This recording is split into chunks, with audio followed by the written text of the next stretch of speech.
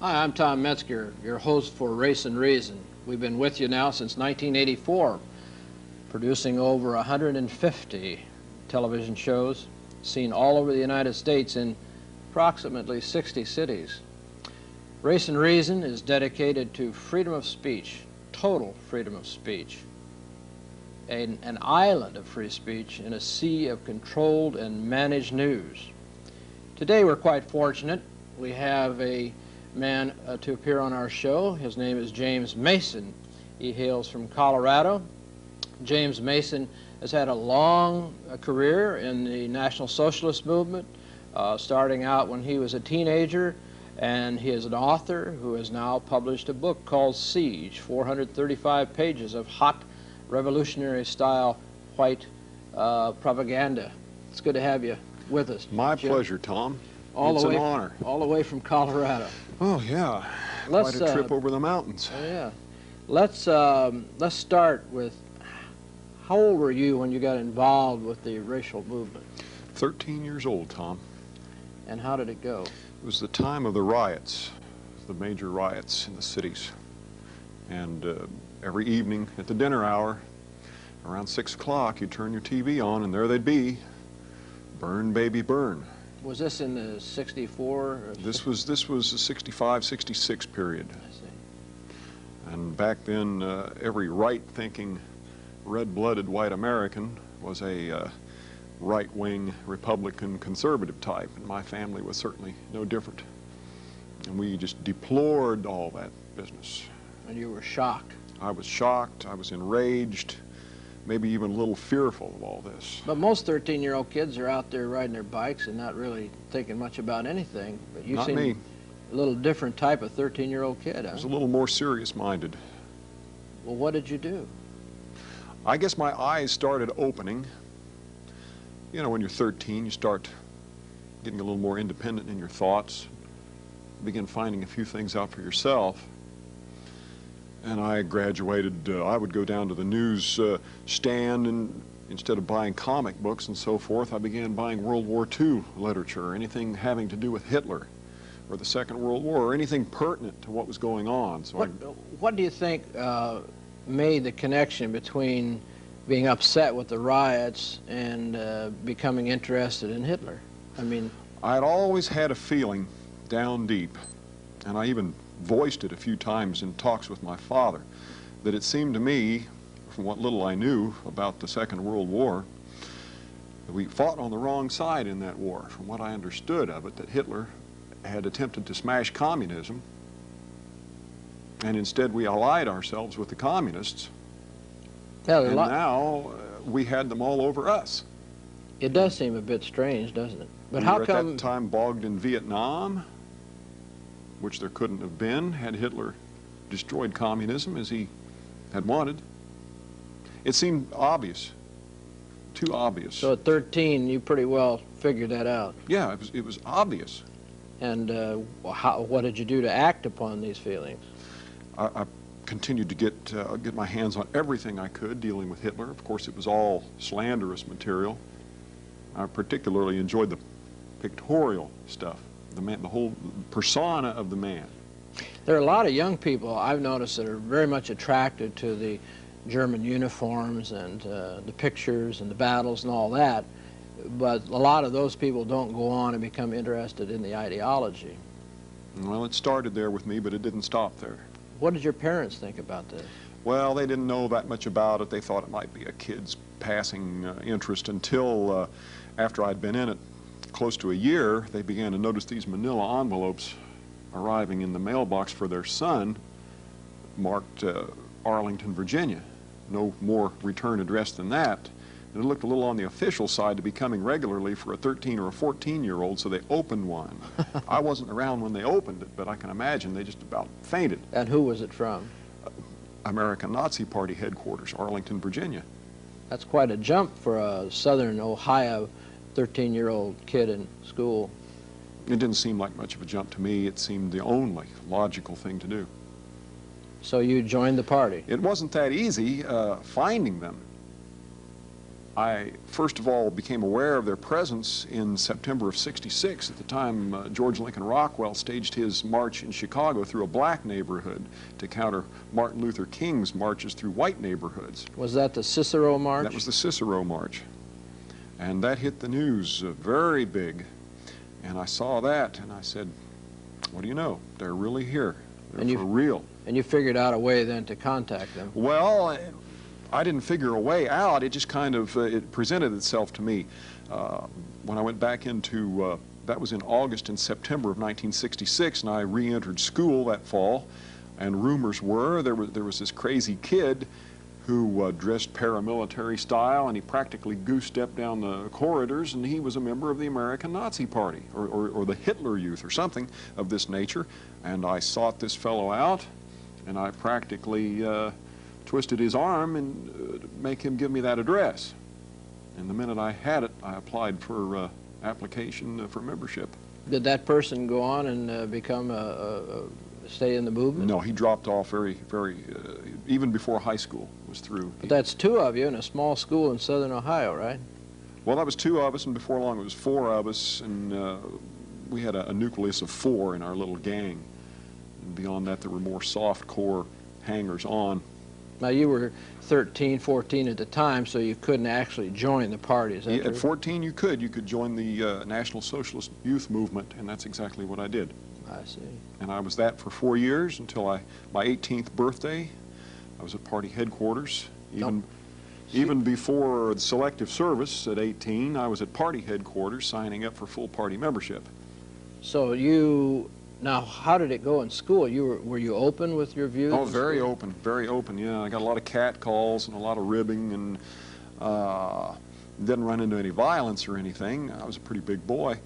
One or two teachers took up my position, not the pro-Nazi position, but the position that democracy was a fraud. I had a little help there. So so then at 18, then you moved on and went to the party headquarters? Oh, I did that at 16. At 16? Yeah, it was the earliest. I was fed up with school. I knew I needed and wanted out of there because it was becoming a zoo even at that time in the 1960s. Were they integrating there? In southern Ohio, we had always been integrated. Yeah. But the blacks hadn't always been quite so black, if you know what I mean. They hadn't been letting it all hang out until all this liberation and freedom and brotherhood nonsense was being dumped on them in the 60s, and then they went wild and everything disintegrated. When I was at school in the 50s, there were a few black people in the school, but there was never any problems until the civil rights. They were black, but they acted white Yeah. until the latter 60s. But you went to party headquarters in Arlington, Virginia at 16.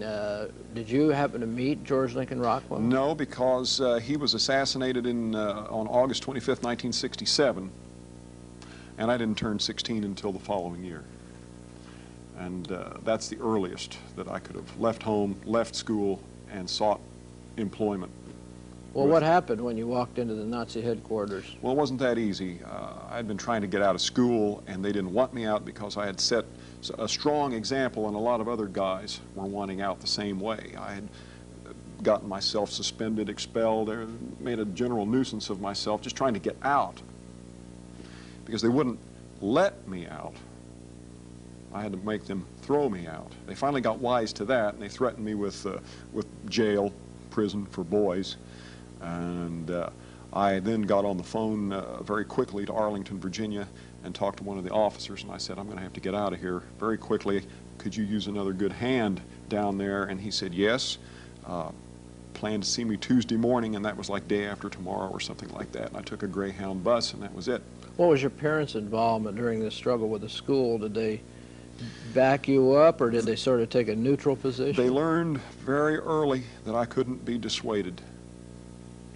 Once I determined a course, like as I said a moment ago, they had purloined a few of the early bulletins until I began to wonder where my mail was. I said I should have been hearing from somebody here all along what's going on with my mail, and finally my father said, well, we've been keeping that, because he had been taking it around to the FBI, the police, even the American Legion to see what could be done about it, and of course nothing could be done about it. It was legal.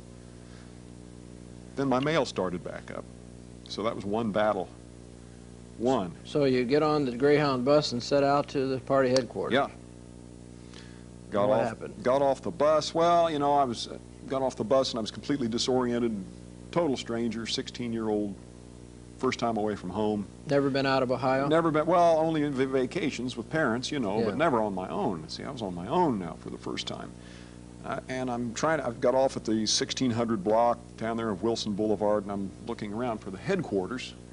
And in fact, I'm looking up like this when I should have been looking down like that because it was a very small building.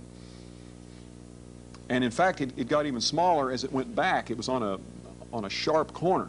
So it went back to a point. And it was very cramped in there. They didn't have sufficient office space. This was their new headquarters. They had lost the old barracks on the hill, which they never owned. At least they owned this one. So I was kind of disappointed. And I went inside, and what a typically stag atmosphere that was.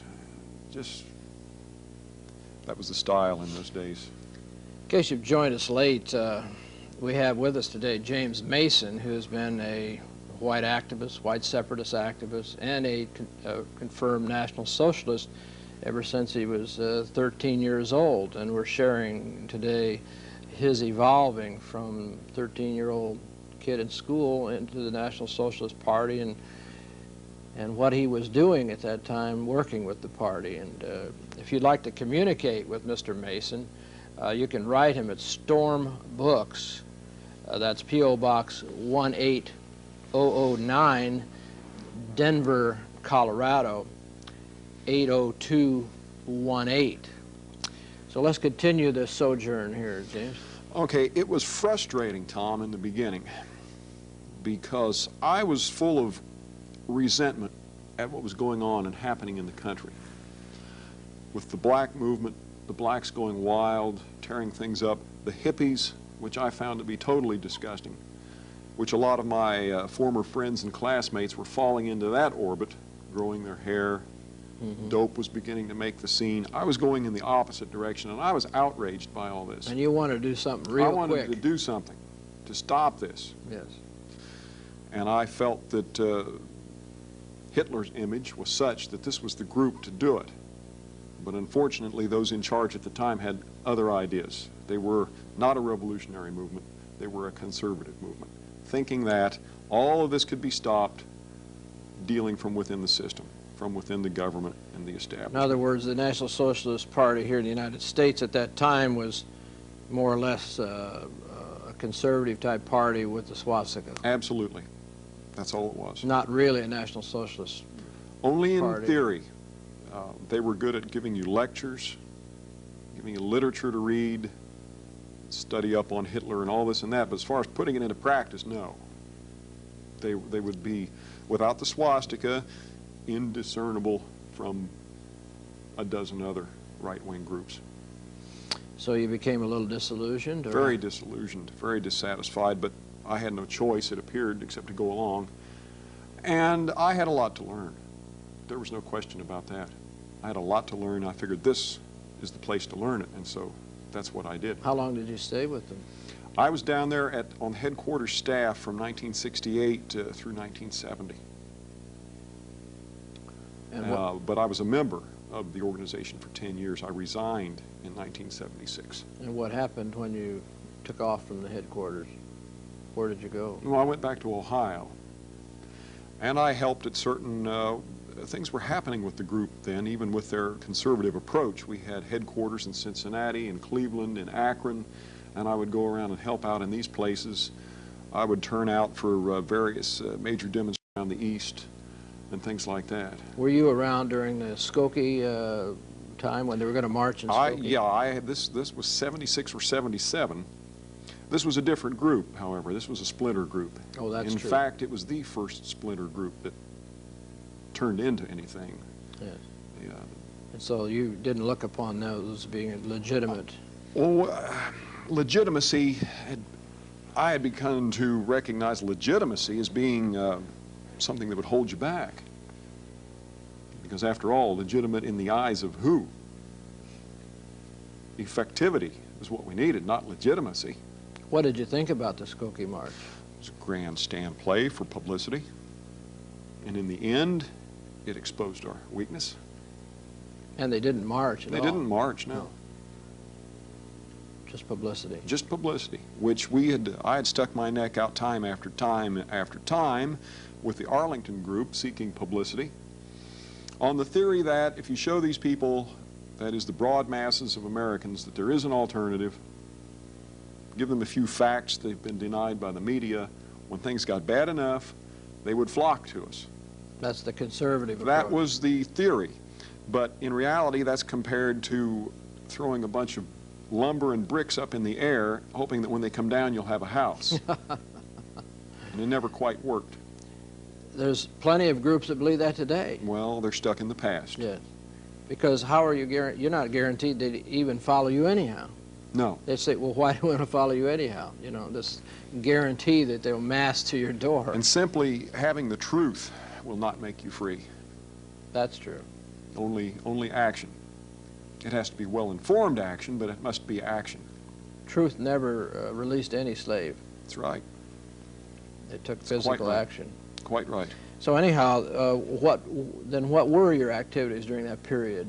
Trying to sort of go along with the program? With that program, we staged the very first ever openly Nazi county fair booth at the Ross County, Ohio Fair in 1974. We did that, got a lot of publicity. I bet the American Legion loved that one. We got more publicity out of the fight to secure the right to have the booth than by actually having the booth. And we took a lot of abuse in the process, which I was never a big fan of taking abuse. Were there any physical attacks? They tried once or twice.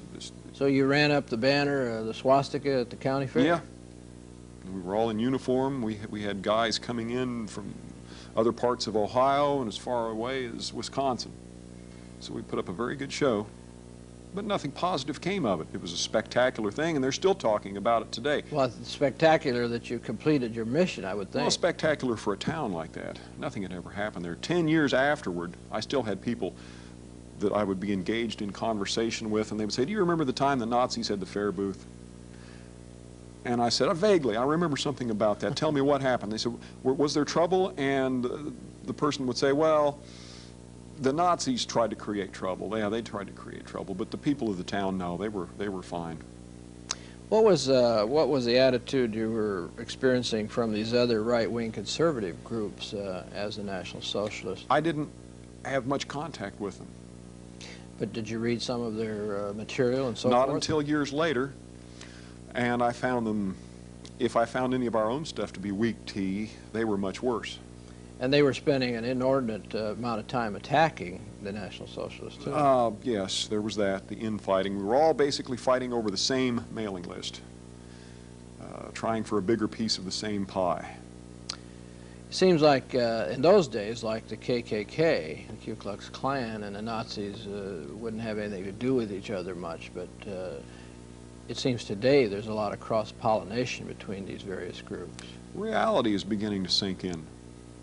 And all these petty differences are fading away, as they should. And the leaders that try to keep just these little fiefdoms tend to be dying on the vine. They're becoming jokes. A young person drawn to the movement today, or as you would like to call it, the resistance,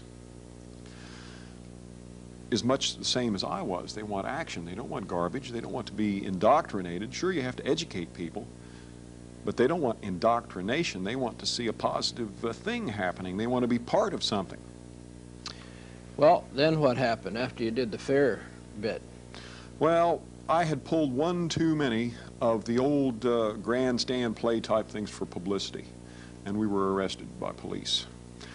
And being who we were, well, if it had been anyone else, nothing probably would have happened to them except maybe court costs.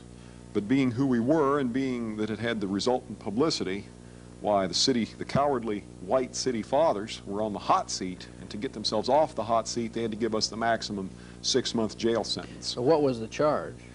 It was an assault, a simple assault, whites on blacks. Mm-hmm. In other words, a fight. It was a fight, yeah. And I did 6 months in the Cincinnati workhouse, with some days knocked off for good behavior. Mm-hmm. And it was while I was in the Cincinnati workhouse, I decided that this was the time and the place to either quit this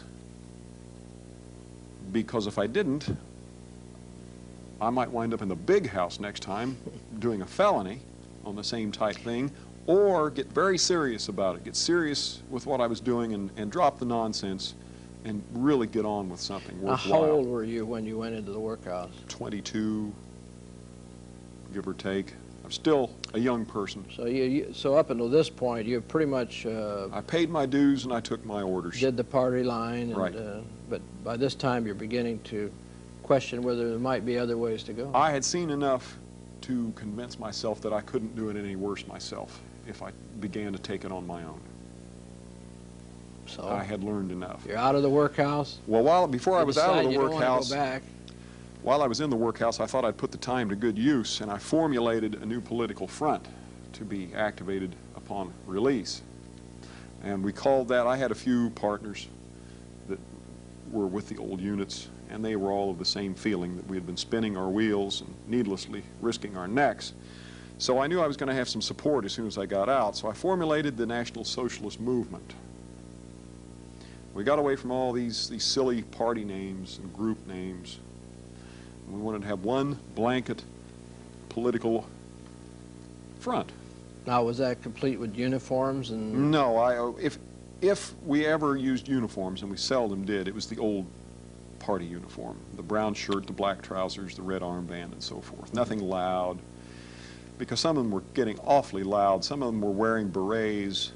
Some of them were wearing red lanyards, boots, Sam Brown belts, and you name it, and they were beginning to, white gloves, they were beginning to look like clowns. It was just a club, a boys' club, and they would dress up, you know, as strangely as the Masons or the Shriners or anybody else. It was anything else but a serious political movement.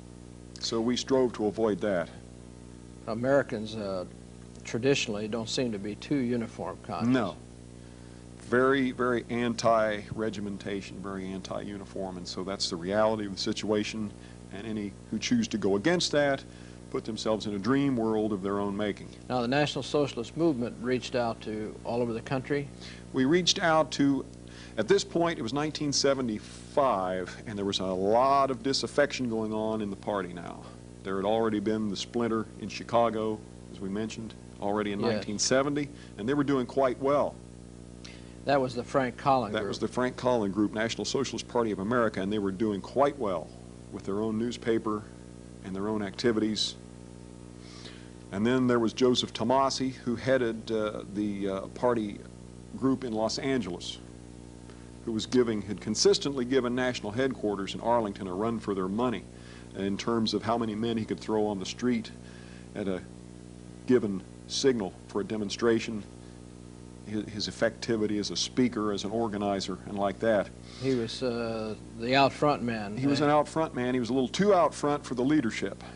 Jealousy set in. So he got into trouble. He got into trouble. A few stooges were dispatched out there to come up with infractions of certain silly rules, and Tomasi was hailed into a so-called court-martial. And while he wasn't drummed out of the party at that point, he was so insulted that he resigned. As anyone who was a real man at that point would have resigned. Yes. So these, you're still sort of in some competition here in the NSPA, and then this... Well, we didn't want to be in competition with anyone because that was counterproductive. Well, no, I don't mean it in a negative sense, but you were different organizations. We were different organizations because I learned the way things were arranged at the time. If you wanted to work, you couldn't really work with someone. You could only work under someone. And therefore, if you had any talents or anything you could contribute on your own, it was going to be suppressed. Because as I was bringing in the Tomasi thing, jealousy would always kick in. These were more clubs than they were parties. They weren't parties at all. They were clubs, cults. They weren't spending too much time getting ballot qualified. Is that They what were you mean? worried about each other more than the real enemy because they didn't have what it takes to come to grips with the real enemy, so they fought among themselves somebody more their own size. Isn't that true of the left and all kinds of groups? Sure it is. It's even the same between Democrats and Republicans. Yes. But the only people that are going to claim control of the future are those that can put that behind them and become disciplined revolutionaries. And so the National Socialist movement, how did it fare? I mean, did it grow? Well, we saw what Joseph Tomasi did after he departed the party, and he started the National Socialist Liberation Front in 1974, even before I went in to do my jail sentence. And some of the revolutionary propaganda and some of the revolutionary acts that they performed just inspired some of us. So you began to become more attracted to that phase. Right. And I felt that to have joined Tomasi, and Tomasi was a very gifted and a very dynamic leader. He had the ego to go with it. That was all right. That was his prerogative. He earned it. But I knew that to try to work with him or under him, I wouldn't be able to make my full contribution. So that's why I started the National Socialist Movement. We could work independently, doing exactly what we wanted to do. And if we fell flat, we fell flat. If it was a success, then nobody else was going to be around to sabotage the effort. Now, your support around the country was, did you have a reasonable support compared to the Central National Socialist Party? It took off like a shot. There were a number of things we set ourselves to in the beginning. I'm afraid we're going to have to hold it, though, James, till our next. You've promised me you're going to come back. Absolutely. Because you've got a lot of story to tell here. Absolutely. And for those of you who would like to write to James Mason, Storm Books, P.O. Box 18009, Denver, Colorado 80218. And this is the book, the hot new book, Siege, that he has written. And I think it's a monumental work of 435 pages. We want to thank you out there for joining us today and hope to see you soon. And let's talk about white revolution. Maybe it's the only solution.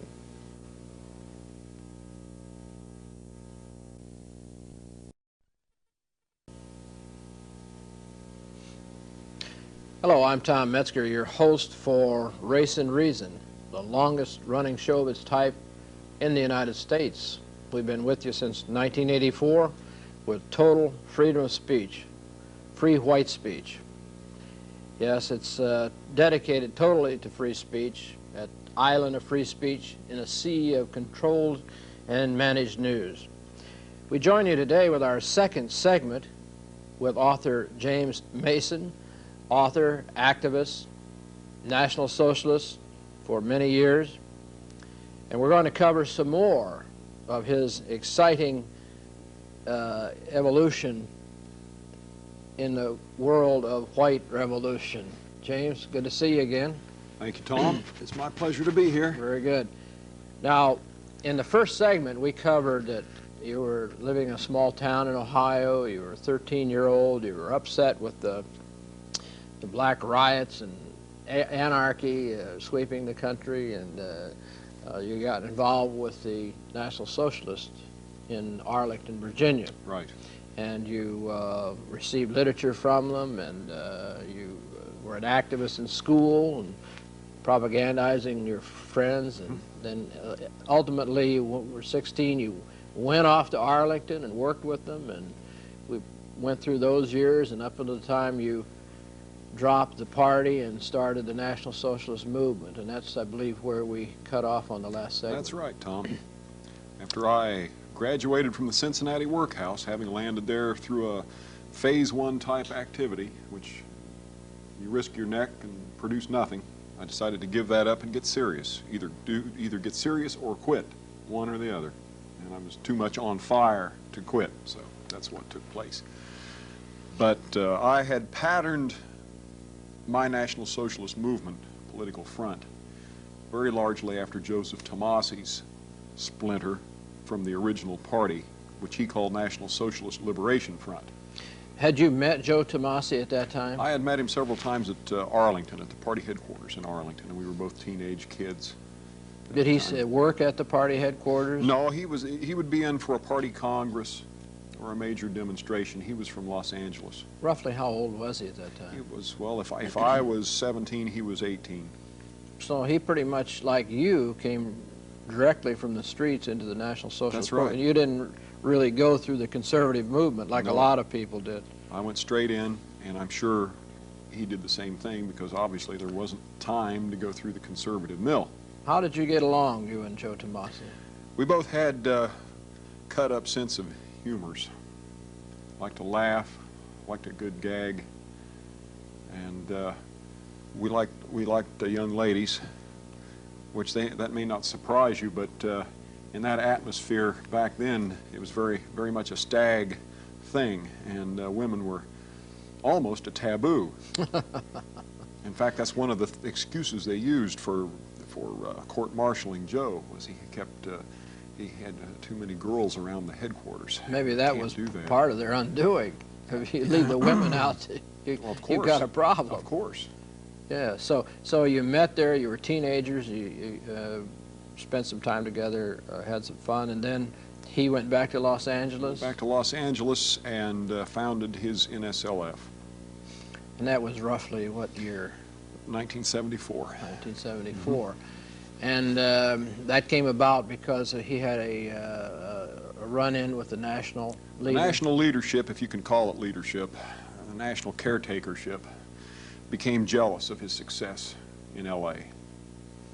Didn't he own the party headquarters in Los Angeles? With his own money, he bought the headquarters building and turned it over, lock, stock, and barrel, to the national office in complete trust and good faith, and then they proceeded to, in effect, throw him out of the Well, organization. wasn't that an order that other places did the same thing, like Chicago and so Right, forth? and as soon as they would do that, well, they tried to get Chicago to do that. Chicago didn't quite fall for it. They splintered off before that could happen. I met Joe Tomasi about this period of time, just after he started NSLF, and it was at a New Christian Crusade Church conference in Los Angeles. I believe I met him twice. I was very impressed by Joe Tomasi, and I remember at the time I talked to Joe off to the side, and I could see he had this thing towards me that I was a conservative right-winger with racism attached on, and he was being very patient with me. He was trying, he didn't want to offend me, but I could just, now I know what he saw in his eyes, that I had a long way to go. And, but he was very courteous and very much a gentleman. But by this time, there was no uniforms, the hair was long, they were wearing military field jackets and looked just like the order, those kind of people. Exactly. So that he could blend into the population, be among the population, do the job that had to be done, without alienating people. He had Los Angeles, as I recall, on its ear for quite some time there. There were a lot of things happening to Marxist bookstores and things like that, and Joe had quite a sense of humor about it. He had created an underground, a National Socialist, white racialist underground, to attack the enemy, the real enemy, and hurt them. And he had integrated women into this group, That's too. right. Which would have been a no-no with the National Political Party. The irony of the whole thing was, throughout this period, up until the time of his death, he kept offering the services of his underground organization that he had created, even after having been done so dishonorably by the national office. He kept offering to work with them, work under them. They can do the legalistic overground business. He would handle the dirtier underground business. They wouldn't even offer him a dialogue. So you're admiring him from afar in Ohio? Well, we were in close touch still. We corresponded and all this and that. And I told him at the time, I said, please, you're not doing yourself any good by even discussing anything with these people. They're not going to listen to you. They won't, because they can't, because they're running a game here. They don't want anything serious. It's a game.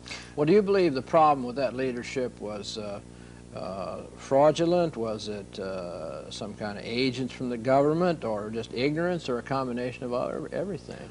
I think they had some skeletons in their closet that would have been revealed had they achieved too much success in the eyes of the government. It appalls me that the name and the presence of George Lincoln Rockwell was almost like it was almost a plan to forget he ever existed.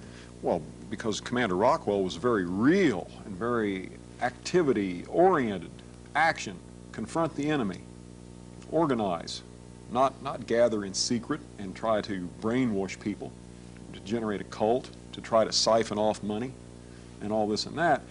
So yeah, that memory had to be soft-pedaled because a faker could never stand in the glare of an actual leader, and that's why that's why he was eased out the back door. So the image of George or Lincoln Rockwell was an embarrassment to it was an embarrassment to this new breed of so-called leadership type. And isn't it true that during that period, even when George Lincoln Rockwell, we discovered, was attacked viciously by the right-wing conservatives and racial people? That's right, for doing what they said couldn't be done. They accused him. And in so doing, made them out to be the fakers that they were and are. So he was an activist. He was always out in the street and doing these things at a time when we thought that was probably the way to go, and these people were smearing him. They called him a Jewish agent, and ADL agent. Right, because anytime you take action against a real enemy, there's a chance of retribution, trouble, what have you, and they didn't want trouble. So but you can't fight a war without trouble. That must have been a hell for Rockwell to go through that. I'm sure it was a very lonely thing. Being attacked by people who should have been on his side. I know he commented in several places it's the bitterest thing he ever had to endure. And so Joe Tomasi was going then at a certain point through almost the same thing. Yeah, it didn't last as long. Very soon after I told him to forget about his overtures to the national office, he was shot in a confrontation with these very people in Los Angeles. Not by the enemy, but by supposedly his own former comrades. If you've joined us late today, we have as our guest on Race and Reason, James Mason, author, activist, giving us the details of his evolution in the National Socialist movement in this country. And he has a book now that he has produced, written, and it's called Siege. It's 435 pages of rock'em sock'em white revolutionary ideology, and this book will make probably liberals would jump out second-story windows reading this. Possibly. Conservatives, they would be scared stiff, but to the few, this may be Mein Kampf of the 21st century. You can write James Mason at Storm Books, P.O. Box 18009, Denver, Colorado, 80218, and I'm sure you'd be glad to answer any questions that people might want to put to you. That is for sure. So I was, of course, here in Southern California at that time, and I was aghast when I heard that a member of the National Party had murdered Joe Tomasi. I couldn't believe, how could this happen, you know?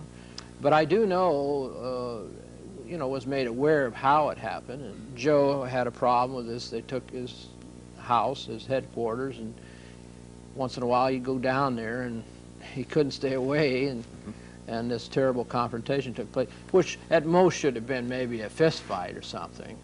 It might have stopped at that had not these new people, these youngsters, well, Joe wasn't all that old himself, but these were all fresh, raw recruits, and they had been terrorized by the national headquarters into thinking that this Tomasi character was an insane lunatic, practically a communist, and if given the chance, he would kill them.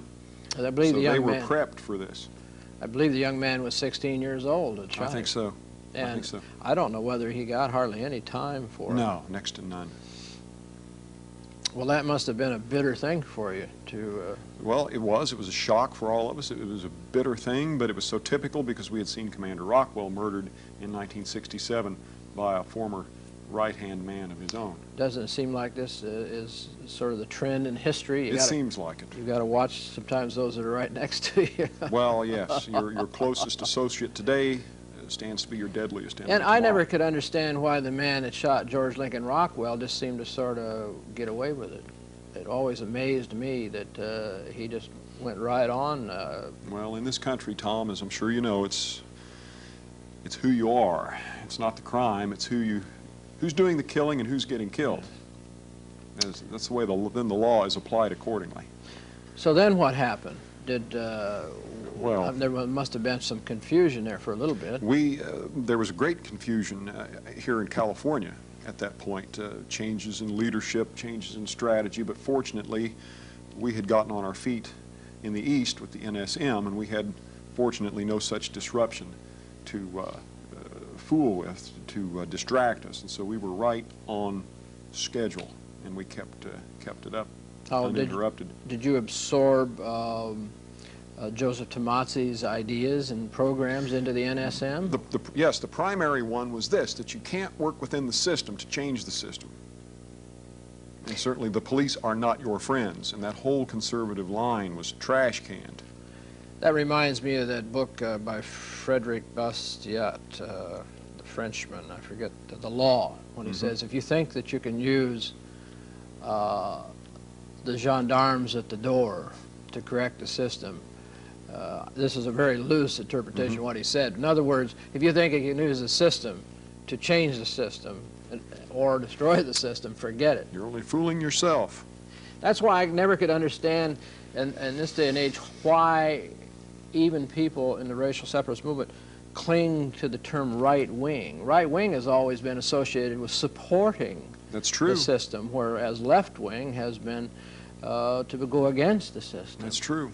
They're meaningless terms now. Yes. They have no meaning whatsoever. It's becoming so confused. I mean, we have the specter of Pat Buchanan starting a new organization. And the very first thing they said they wanted to attack was the greatest enemy to face in this country today is separatism. Right. And to them it is. And we're promoting separatism. Well, that would be an end to their shell game. Okay, so NSM is cruising along pretty good at this point. Are you as strong as the National Socialist main party in Arlington? What's a certain fraction of zero, Tom? So they had no strength. It was all thoughts and ideas. Can you generate the right thoughts, and can you get them across effectively? What the NSM was all about. Primarily propaganda. The thought, the word is where it starts. Yes. And so that was one of the points we settled upon early. What we put out would contain a real message, and it would be put forth in a professional manner, because as you know, in your long history with the right wing, most of their so-called literature looks like and is crap. Yes. We were not going to generate crap, and we didn't. And what we did generate caught the eye of some of the right people. Well, now, like Joe Tomasi was putting out some pretty well done material and pretty shocking, pretty revolutionary. And had he been allowed to continue, who knows where it would have led, but he got cut short. Well, now, did you bring some of that methodology into your literature? Everybody has their own style, Sure. Tom. I had mine. I wouldn't want to try to copy anyone. We did revive his political terror leaflet, which you're familiar with and which is reproduced in the book. But beyond that, we did all original stuff. Again, the right wing rips each other off, right? Yes. And you're apt to see something that was produced 50 years ago has no bearing on the present day simply because they don't have the talent or the creativity to come up with anything fresh. Well, we came up with fresh stuff, and we caught a lot of valuable attention. Now, this book, Siege, that you've written, has a lot of pictures in it. We have a picture here of Commander Rockwell. Commander Rockwell and Joe Tomasi. Joe Tomasi. In his latter stages, in his army greens. He let his hair grow long like a hippie. And one of the people. Yes. Not an invader from Mars, but one of the people. You looking at him in a crowd, you couldn't tell him right. from anyone. And throughout this book, there is many, many pictures and pictures of the leaflets that we were talking about. There's an excellent photo of George Lincoln Rockwell. I think probably one of the best. That's my favorite. Yes. Now, he was a commander in the United States Navy, Air. Genuine, well, he was a naval fighter pilot in the Second World War. He commanded the Air Forces during the invasion of Guam. So he was a true war hero. Right. He was a man's man, a leader of men. He was a scholar, a businessman, a family man. He was well-rounded. He was not one of these fringe-style kooks. And he was married to the daughter of the Icelandic ambassador, was it? ambassador I think to the that's United what it was, States. yeah. So, yeah, he had his social contacts as well. He was a well-rounded gentleman of the West, Western culture, some of the best we've ever produced. And an artist. And an artist besides, yes. Well, the book is crammed full of pictures and so forth like that, but so the NSM is moving along and you've got these various types of literature, and so what's happening now to James Mason? I'm Are you still busy. in Ohio? I'm still in Ohio at that point, and we're developing into a national organization, influencing the other spin-offs from the former national headquarters, because up until 1970 it was the only show in town. There were more and more spin-offs. Seems like every week there was a new one. A new unit would be breaking away. These were the people we wanted to reach, to let them know there were others, put them on a correct path, prevent them from becoming further disillusioned, and hopefully prevent them from dropping out, which is the worst thing possible. So you were sort of developing a sort of a confederation of National Socialist groups? That's right. And hopefully planting the right thought. And they had sort revolution. of an autonomous type of position? We never tried to impose ourselves on anyone. We would establish friendly contacts. We'd send them samples of our literature. We would invite them, if they wanted to use it, to simply mask off our address and put their own on there. We never tried to leapfrog anyone, because we had seen that done too often. We had had it done to us, and we were not going to commit these same crimes. The main theme you were moving towards was the idea of white revolution. White revolution, get off conservatism, get on to revolution. Dump the right wing, dump the conservatives. That's right. And name the real enemy. Not the black in the street, but the government. It's about that time that I was beginning to read some of this material too, and I really believe it had some influence at that time on myself. And I was still, as friends of mine would say, at the time, still a little bit in the playpen. We call it the playpen. We're out of the playpen now. Yeah. We're talking about the central government of the United States. That's right. That's the enemy. The Washington criminals. That's the world and we're enemy. saying, and we're, instead of saying we're going to concentrate all our time worrying about blacks, we're going to concentrate on the government, where the problems seem to be coming from. That's right. And that's what you zeroed in on. That's right. And how much problem did you have with the right wing about that? Oh, they disowned us. There was no problem. We were disowned. Well, that relieved us of a lot of baggage. Smeared? Oh, I don't think so. Well, I received a couple of smears, but that's okay.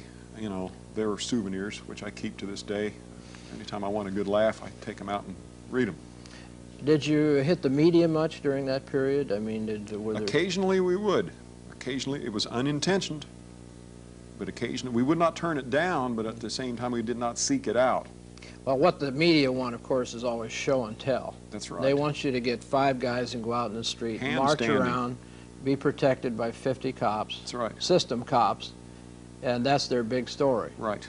If you... We refuse to play that game. So, did you absorb the National Socialist Liberation? Did you take it over at one point? No, we never took it over. Not Tomasi's National Socialist Liberation Front.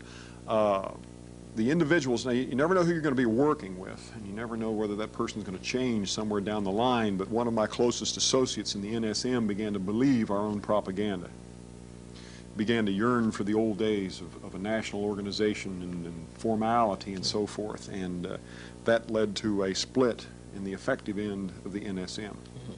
I cooperated with another fairly good, at least certainly an honest and honorable movement leader who had left the national organization. That lasted a couple years, proved to be unviable, and at that point I decided I would revive the NSLF. And that was 1980. Doesn't Joseph Tomasi remind you as sort of like a prototype of the order that, Absolutely. that appeared in No question about it. 1983, 84? It's amazing the similarities between Robert Matthews and Joe Tomasi. That's right. But everyone now, thanks to movement people now who do promote people that are into action, Now Robert Matthews is known around the world. He's known. But Joe Tomasi is not. That'll change with time. And we'll gradually bring him up to the position he should have been in all along. But the best thing of all, probably, Tom, is that after Matthews did his thing upon the system there, he was hailed as a hero immediately, whereas Tomasi was cursed as a nut. That's how things have changed. They've changed fast, and I found at the time there was a lot of resistance coming in from the right wing. They wanted to relegate Matthews to being a nut too, even trying to say he was a CIA agent and so forth. Well, in doing that, they relegate themselves to insignificance. Well, they were forced to move away from that position because people like myself and others forced the image of Matthews throughout the country, especially with the younger people. Right. And the younger people decide who the heroes are. And that's right. And you seldom find a hero unless he is an action-oriented individual. That's true. That's true. So then you did not take over, but you developed an Revived it. Revived an NSLF. In my own style. Yeah. And I went back to the original idea of pushing the right idea. Only now we had a new twist. It was the right idea at a very select group of people, not a general mailing list, not a shotgun effect, but the leaders. Yeah, you're not interested in the masses, so to speak. No. I couldn't afford to reach the masses, so why pretend? Right. I could reach the leaders. Yes. And so I'm not going to tell them things they already know. Now, I'm going to try to share what little I had gained or what little I could contribute with them, and hopefully speed up years of evolution that way, save a lot of time. Now, what was the effect? Well, to do this, I started the newsletter, the monthly publication Siege, which the book Siege is a compilation of over a period of 6 years. And in there, I just poured out every ounce of experience, all the mistakes, what few successes, everything I felt might be worthwhile. Now, about that time, I began to receive Siege, and I've got stacks of them in my file cabinet at home, and I was very much influenced by Siege. I picked up a lot of good ideas because I felt that you were being straight out, get all the nonsense out of the way. You were stepping on toes and you didn't care, and I was very impressed by Siege at the time. Well, I had gone through my very final backer, a front man who would pay the bills to produce a slick-looking publication, right? And I would say something that they either scared them or that they didn't like. Poof, there goes the backing, right? So I ran through the last one of those, and at this point I had nothing to lose, so therefore I had to hold nothing back. James, it's really good to have you again. This is the second segment of 3 segments talking about your book and your evolution into this racial revolution and so forth, and I want you to come back for the 3rd segment, and we'll go a little farther. Be glad to. And thank you out there for joining us today.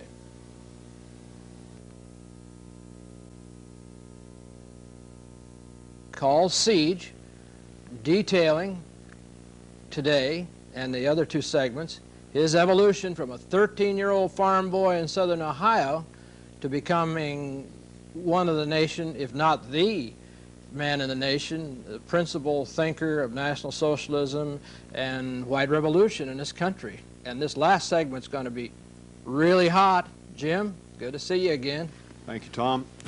My pleasure. Let's go on with this now. It's getting hotter all the time. I mean, this book, I don't know, that ought to get you at least 20 years, huh? They'd like it to. And for those out there who want to write to James Mason before we get going here, I want to give them the address early in the show. You can write to Storm Books, that's Storm Books, P.O. Box 18009, Denver, Colorado, zip 80218. And I'm sure Mr. Mason would be glad to answer your letters. So, now it's the NSLF. And how long were you with the NSLF, or how long did you? After it was revived, we went from 1980 up until 1982, late 1982, when we changed from NSLF to Universal Order. And at this point, you've moved away from the mass strategy. Completely. Totally concentrating on the revolutionary struggle. What few potential revolutionaries we had left out of the old movement were my targets for this propaganda that I included in the original Siege monthly publication. So you focused your material on the leaders or those that could be salvaged from the Right. old movement. Because I felt that if I could implant a few of the right thoughts into their thinking, why, naturally, they're going to pass these on to their respective memberships. Save me a lot of time and trouble, which I didn't have the resources to go after anyway. Now, what was the response when they started seeing brochures like that that I just shown in the book? That one, Political terror. that one was a Joseph Tomasi creation that I decided was just too priceless to let die with Joe. So we reprinted that one. The rest of them were my own. And I went for visual effect, as few words as possible, with the strongest message as possible. Well, I notice this book is filled with pictures of people, leaders in the movement, George Lincoln Rockwell. Well, these are people I owe a lot to. And there's a tremendous amount of photos in this book. And well, the book itself is a piece of propaganda, and it has to be attractive, and people like illustrations. I like illustrations, and so illustrations are nice, and so we tried to put the best that we had in there.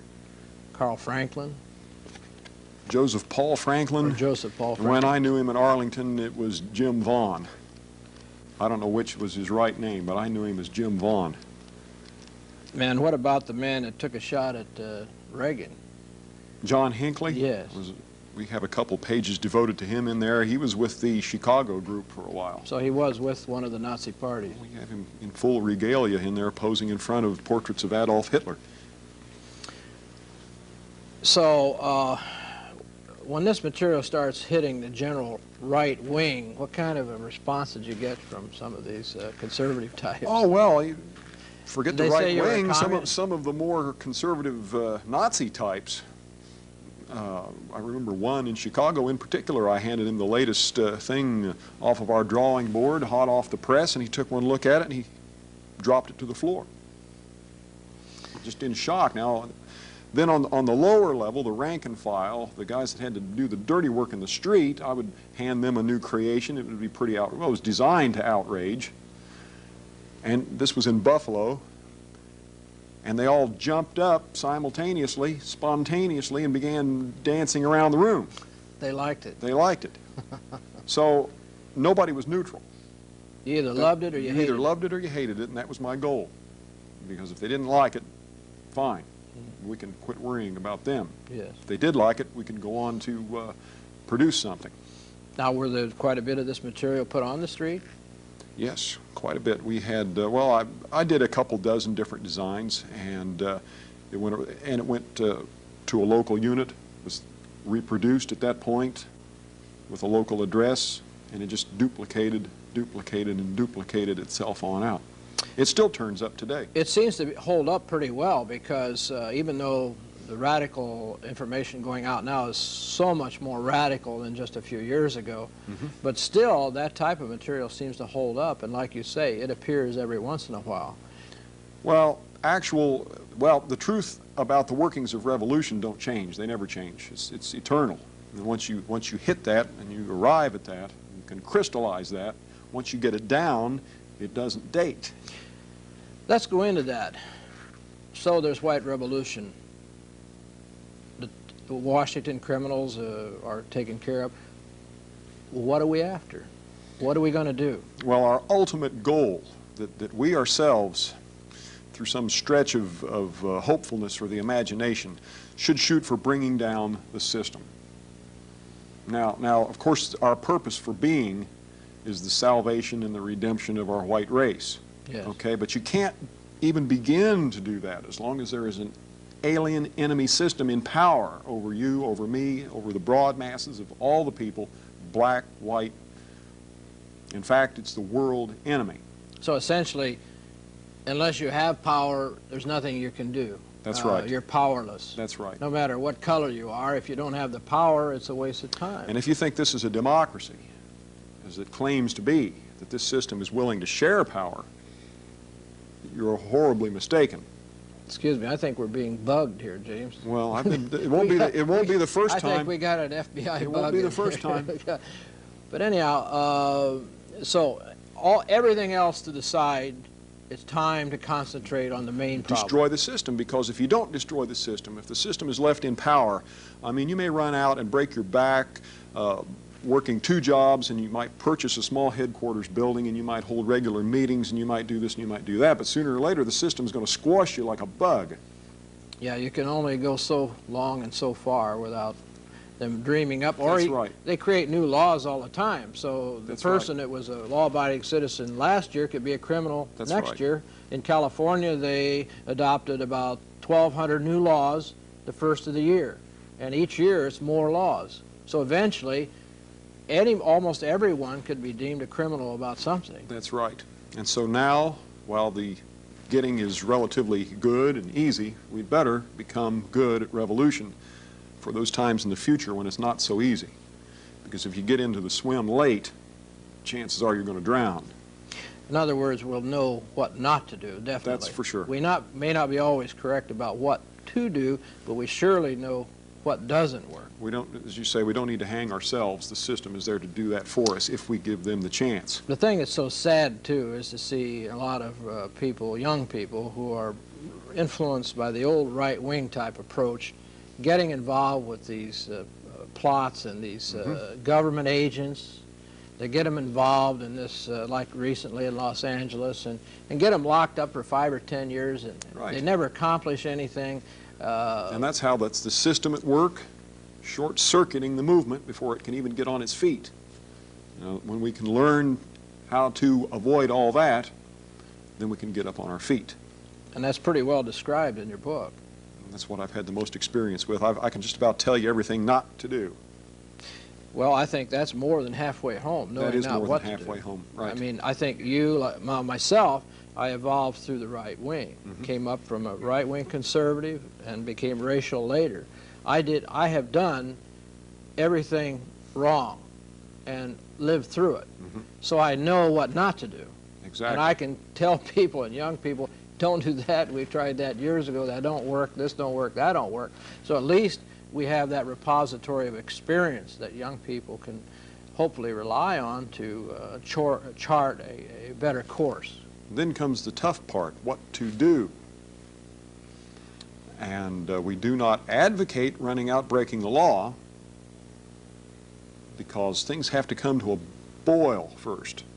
And there are plenty of others out there to do this very thing. You have the masses of ghetto blacks, plenty of dissatisfied people who can handle the massive social disruption. The spontaneous. That must happen. It has to happen. But we're too few to sacrifice ourselves doing that at this time. The spontaneity of a lot of these individual lone wolves are just people who just finally have had too much, like the film Falling Down. Right. As an example, we seem to have, every week we have this happening across the country. You know, we had Huberty in San Diego. It wouldn't be such a bad thing if they would pick their targets a little more carefully. But shooting up a McDonald's, for example, isn't the best. That's sort of selling yourself cheap. Yes, but these people are not, for the most part that I know of, involved in any organization or following any particular drummer. These are spontaneous acts. And there'll be more. That no one can predict. They were created by the system. Yeah, the system has created it, caused the stress and everything. Through alienation. And these people blow up. Right. And they're from all different races. And but there's more and more white males blowing their cork. And there's nothing we can do to stop it or promote it. That's They're going to do it. That's right. The liberals and all the enemy people can wring their hands, but really they brought it on themselves, right? Well, that's true, but the main thing is we don't want to wring our hands. We want to say, good, now some of the system's own evil is coming back on it. You mean the old motto, worse is better, applies right at the moment? Exactly. Exactly. So when a conservative looks at the news and sees all, he says, bad news, we should get to the point where we say, hey, that's good news. Whatever is bad for this system and this rotten, multiracial, multicultural society, whatever's bad for that is good for us. So that relieves us of a lot of stress right off, right? Like having a weight taken off your shoulders. I remember as a right-wing conservative how we worried about everything. We got to patch it up, and we'd run here, and oh, we got to demonstrate here, and we got to get signatures here. That's all out the window now. That's right. And Life is much easier, much simpler. I used to use the adage that we used to want to, there's a runaway train on the track, and we used to say, we got to run, jump out in front and grab that train and stop it, right? That's suicide. But now we have the attitude, hey, grease the tracks. Right, let it go off the cliff. Let her go. Only then is there any possibility, and even then it's a gamble, that it can be rebuilt, not rebuilt, but you can't go back. Reformed. Reformed, and it's a gamble, but I would welcome a gamble, because the way it is now, it's a sure thing. We're going to lose. You can't win it. With the current status quo, we're going to lose every time. So a gamble would be preferable. Well, when you have a situation with 15 million non-white Hispanics in this country, even if you close the gates and close the border, the problem's endemic. It will not be solved by democratic means, it's obvious. That's true. You're not going to get 15 million Hispanics to vote for you to run them out of the country. But the thing people miss, Tom, is that these problems, which seem overwhelming and insoluble, were generated deliberately. The white man, the white race's problem in this country and in every white nation on earth is that we have no leadership. Sure, you may look at the White House, and that individual occupying the White House may appear white, but he's working for the white race's worst enemies. He's sold out to our worst enemies. And that's from any elected official, anyone in officialdom, anyone who's part of this system is sold out and is our most bitter enemy. That's why all these problems seem to have no solution, when in fact they have very simple solutions once we can become our own masters again. Are we not then in a white civil war with only one side shooting? Economic elite running the show, right, and the racial and cultural people and things that we promote on the other side? If we could straighten out our own race, then we wouldn't have a problem. There would be no problems. There would be no problem with other races. No. Now, recently I met with the Black Panther militia in Dallas, Texas, and I've met with a couple of other black groups. Surprisingly, we have some very parallel interests and views on a lot of things. And I think that scares the hell out of the Washington criminals. Unity. Unity scares the hell out of them. When different segments all decide, look, we may have a lot of problems with each other, but the number one problem is right there in Washington. They have realized the same thing. The broad masses of the whites are not their enemies. It's the criminal regime in Washington. Now, James, let's get into, there's a part of this book that you talk about Charlie Manson. Let's talk about Charlie Manson. How did you ever get hooked up with Charlie Manson? A lot of our more progressive and gung-ho adherents, even before I became familiar with Manson, were Charlie Manson fans. Some of the younger, more activity-minded guys, and I knew at the time these were the guys that were going to do it for us. So I said, well, this must be worth looking at least. So I began probing into it, and what I discovered was a revelation. It was a revelation equal to the revelation I received when I first found Adolf Hitler.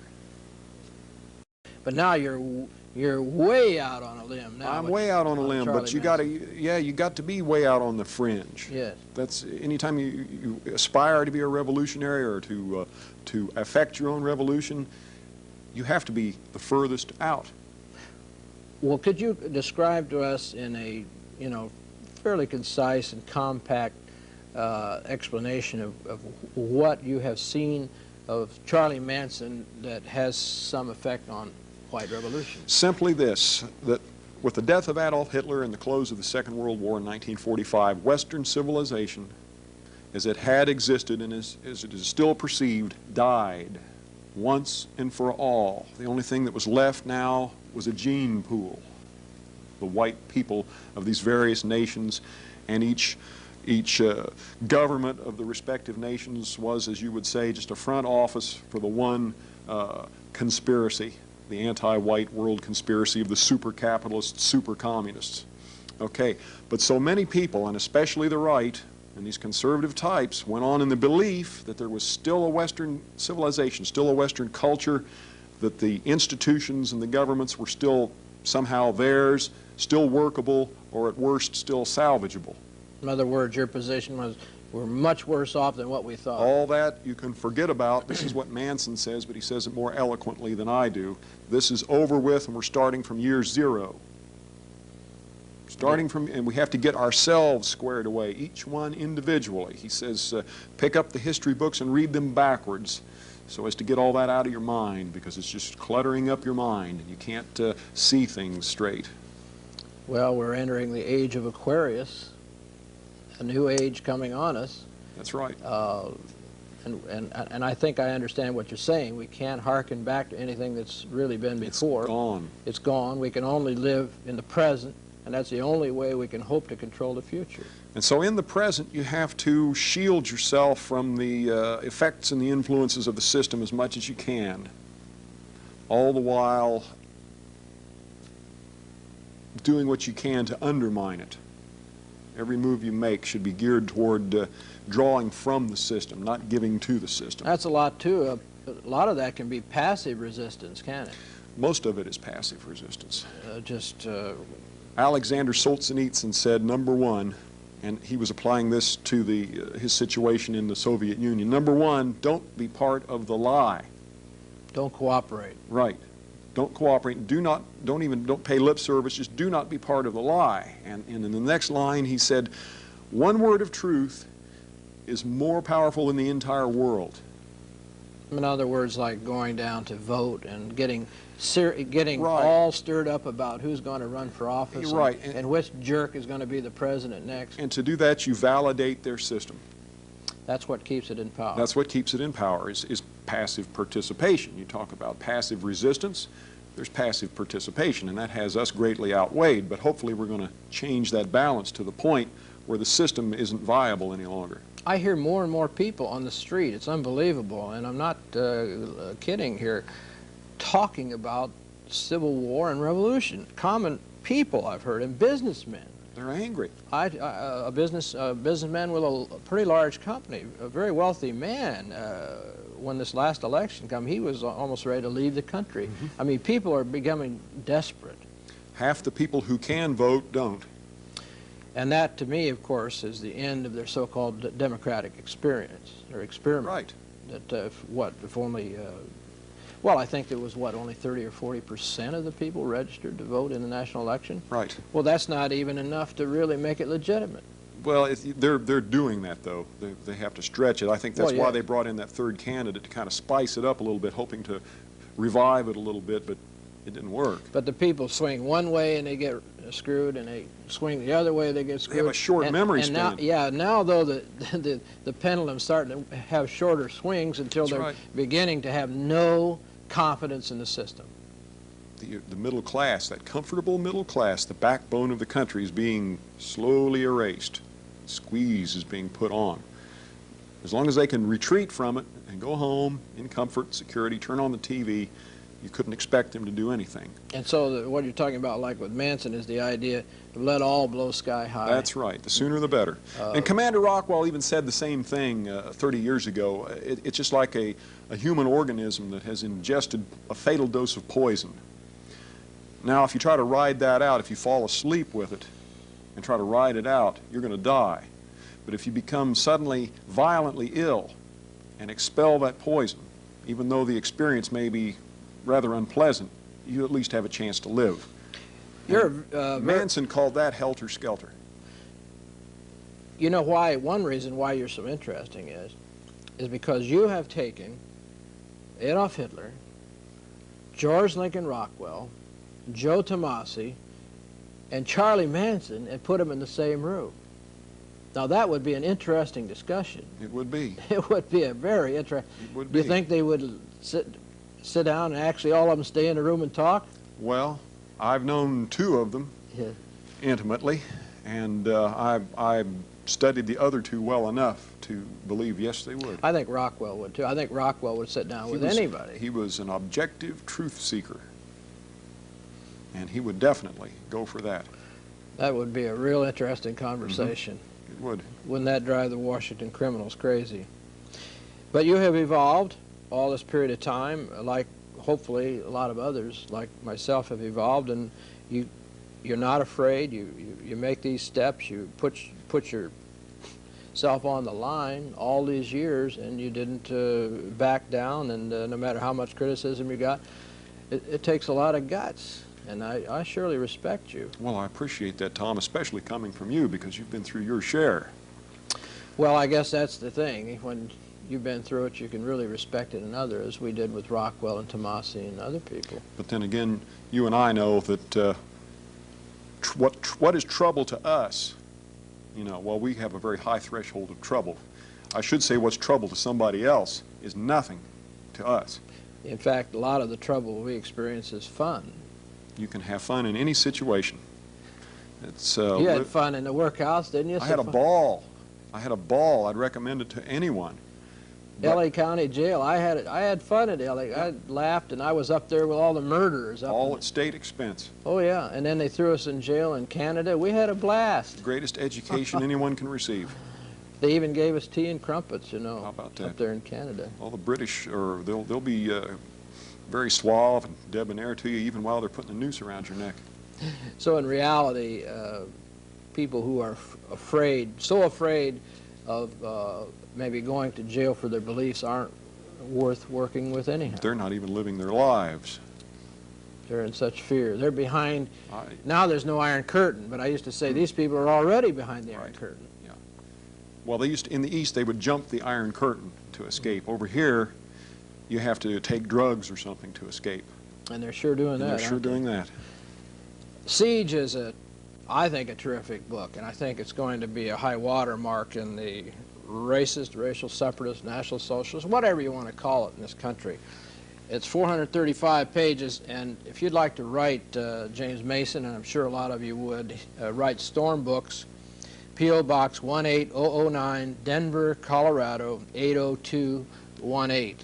And I'm telling you, I can vision people jumping off the top of buildings after reading this book, especially the ones that are on the other side. I imagine you're going to be watched very closely, as you always have, by the federal dogs. I don't see how they could watch me much more closely.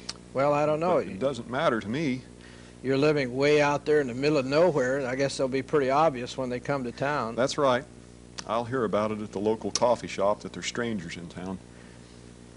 The thought police legions in this country they're just getting to be thousands of them, these agents. And, you know, the local police are getting more into thought crimes now and everything else. So, and they're trying to import these Canadian-style thought crime laws into this country. And one day they will. How long do you think it will be? I mean, I know you can only guess to where we cannot do what we're doing today, and we couldn't do it on commercial TV. Only on public access do you have total freedom of speech. When things approach the boiling point, Tom, it's just like when the sun, you know, they say in a few billion years the sun's going to burn out, but when it approaches the point of burning out, it's going to go into a nova. Okay, and when the system senses that its number is up, it's going to go into a nova, and it's going to take all sorts of extraordinary measures in an attempt to prolong its own rotten existence. And at that time, we can expect they're going to make it hot on us. And don't you feel that these things are evolving naturally, that even if James Mason or Tom Metzger weren't even around, somebody else would they would be happening, and to kill the messenger doesn't do them any good, does it? Well, they don't perceive well, because if they did, they wouldn't be on the course they're on. Jim, it's been a real pleasure, and we're wrapping up our third segment here. I've wanted to meet you for years. Well, likewise, Tom, likewise. This has been quite a thing for me. First time and we've got a lot of historical information down here for young people and other people for the future, and this book is terrific. And I want to thank you on behalf of all racial activists for your dedication to the struggle. It's all I know to do. Don't know anything else, Tom. Thank you. And thank you out there, ladies and gentlemen. We hope you tune in again for Race and Reason for real free speech.